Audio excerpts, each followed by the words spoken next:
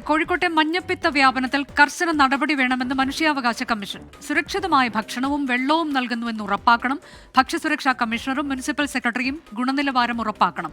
നടപടികൾ സംബന്ധിച്ച് 2 ആഴ്ചയ്ക്കകം റിപ്പോർട്ട് സമർപ്പിക്കണമെന്നും മനുഷ്യാവകാശ കമ്മീഷൻ പറഞ്ഞിരിക്കുന്നു. രാഹുൽ സുരേഷ് വിവരങ്ങളുമായി. രാഹുൽ സുരേഷ്, ഇപ്പോൾ ഏത് തരത്തിലേക്ക് ജാഗ്രതാ നിർദ്ദേശം നൽകുന്നുണ്ട്? മനുഷ്യാവകാശ കമ്മീഷന്റെ ഇടപെടൽ എങ്ങനെയാണ്?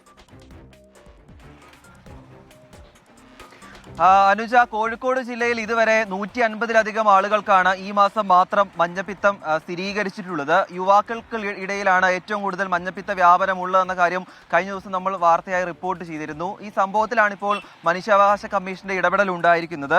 കർശന നടപടി വേണമെന്നാണ് മനുഷ്യാവകാശ കമ്മീഷൻ ഈ സംഭവത്തിൽ ഇടപെട്ടുകൊണ്ട് പറഞ്ഞിരിക്കുന്നത്. സുരക്ഷിതമായ വെള്ളവും ഭക്ഷണവും ഉറപ്പാക്കണം. ഭക്ഷ്യസുരക്ഷാ കമ്മീഷണറും മുനിസിപ്പൽ സെക്രട്ടറിയും ഗുണനിലവാരം ഉറപ്പാക്കണമെന്നും മനുഷ്യാവകാശ കമ്മീഷൻ പറഞ്ഞിരിക്കുകയാണ്.